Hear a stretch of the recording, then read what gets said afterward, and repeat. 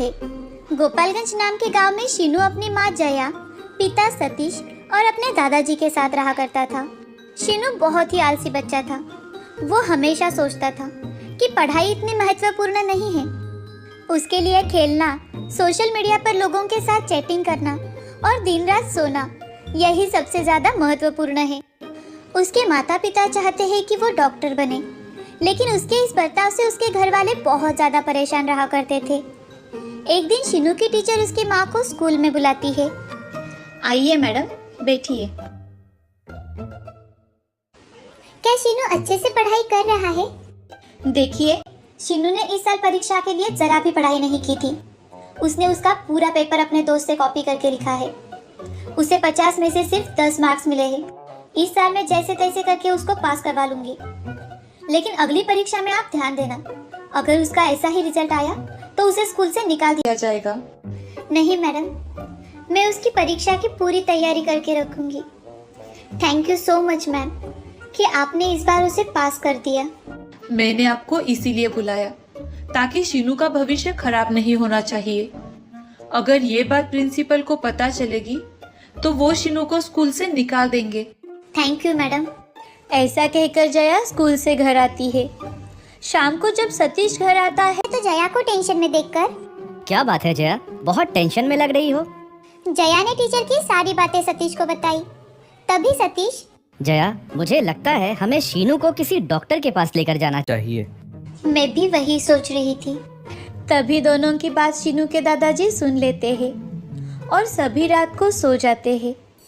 ऐसे ही कुछ महीने बीतते हैं और शीनू की परीक्षा पास आने लगती है, लेकिन शीनू पढ़ाई का नाम ही नहीं लेता।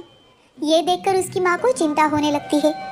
एक दिन जया शीनू से, शीनू तुम्हारी परीक्षा आ रही है ना, क्या तुमने पढ़ाई शुरू की है? नहीं माँ। तो फिर अभी जाओ और अपनी पढ़ाई शुरू करो। ठीक है माँ, जाता हूँ। शीनू पढ़ाई करने के लिए चला जाता है। कुछ देर बाद दादाजी शीनू के कमरे में आते हैं। उनके हाथ में एक गिफ्ट था।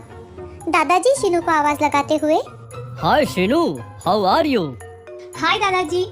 वाओ, दादाजी ये गिफ्ट मेरे लिए है? अरे हाँ शीनू, ये तुम्हारे लिए है। दादाजी, क्या आप मुझे दिखा सकते हैं इस गिफ्ट में क्या है? अरे हाँ शीनू, ये तुम्हारे लिए है। अब तुम ही इसे खोल कर देखो कि इसमें क्या है। शीनू गिफ्ट को खोल कर देखता है तो शीनू, क्या क्या दादाजी? पेन? मुझे ये पेन नहीं चाहिए। मुझे लगा इसमें कुछ खिलौना होगा। नहीं मेरे बच्चे, मैं आज तुम्हें इस पेन के बारे में एक बड़ी सीक्रेट बताने वाला हूँ, मगर ये तुम्हें किसी को नहीं बताना होगा। ओह, तो ठीक है। दादाजी बताओ क्या सीक्रेट है? तो देखो बेटा, ये एक जादुई पेन है और ये तुम्हारी परीक्षा लिखने में काफी मदद करेगी। ये कोई साधारण पेन नहीं है। वाह दादाजी, मैं इस पेन का परीक्षा में उपयोग करूंगा। सुनो सुनो, लेकिन उससे पहले इस पेन की एक शर्त है। कौन सी शर्त दादाजी?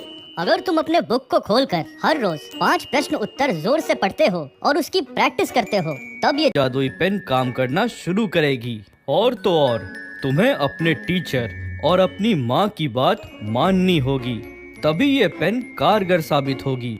ऐसा कहकर दादाजी वहाँ से चले जाते हैं और शीनू अपनी पढ़ाई करने के लिए बैठता है।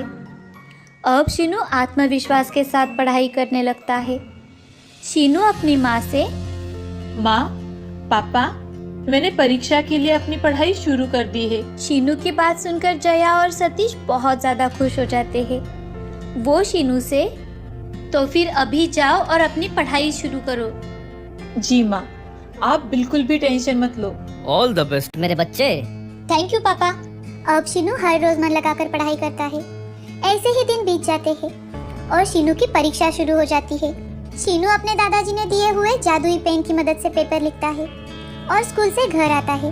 कुछ ही दिनों बाद शीनू का रिजल्ट आता है और उसको A+ ग्रेड मिलता है। ये देखकर शीनू के घर वालों के साथ साथ टीचर भी बहुत खुश होते हैं।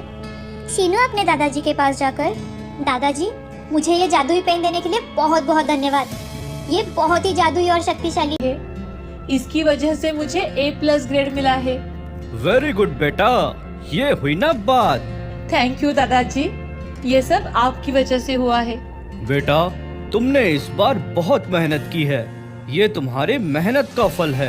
अब जाओ खेलो।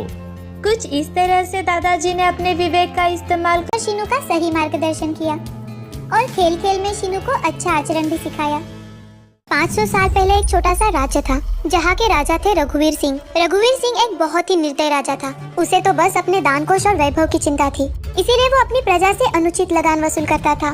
कई सालों से उनकी प्रजा सूखे की मार झेल रही थी, फिर भी राजा रघुवीर किसानों से लगान वसूल कर रहा था। हमारा लगान अभी तक हमें नहीं मिला। लगान समय पे ना देने की सजा जानते हो ना, 100 कोड़े। गलती माफ हो महाराज, खेत बंजर हो चुके हैं, अकाल आ चुका है, पानी की एक बूंद तक नहीं है महाराज, ऐसे में हम लगान कैसे देंगे? वो सब हमें नहीं पता। हमारा लगान हमें किसी भी परिस्थिति में चाहिए, अन्यथा लगान के बदले अपनी जमीन हमें दे दो। किसानों के पास और कोई रास्ता नहीं था, वो ना ही लगान दे सकते थे, इसीलिए उन्होंने अपनी जमीनें राजा रघुवीर सिंह को दे दी और राज्य छोड़कर निकल गए। अरे जाओ, मुझे तुम जैसे कमजोर और गरीब किसानों की कोई जरूरत नहीं है। राज्य के सारे लोग एक साथ एक ही मार्ग पर चलते जा रहे थे। उन्हें पता नहीं था कि वो रास्ता कहाँ जाता है, पर उनका नायक उन्हें चलते रहने के लिए प्रोत्साहित कर रहा था। सब एक साथ चलिए, ऊपर वाले ने हमारे लिए कुछ बेहतर ही सोचा होगा, चलते रहिए। बेटा, अब नहीं चला जाता। माँ जी, आप मेरे पीठ पे बैठ जाइए। जिनके जिनके साथ बुजुर्ग और बच्चे हैं, वो उन्हें अपनी पीठ पे बिठा लीजिए और आगे बढ़ते रहिए। उम्मीद है जल्द हमें एक अच्छा बसेरा मिलेगा। उनको चलते चलते 3 दिन बीत जाते हैं, पर उनका सफर खत्म होने का नाम ही नहीं ले रहा था, ना ही कोई मंजिल दिखाई दे रही थी। हम कहीं नहीं पहुंचने वाले हैं। ये मार्ग हमें विशाल जंगल में ले जाएगा। वहाँ भूखे जंगली जानवर हमारी शिकार करके हमें खा जाएंगे।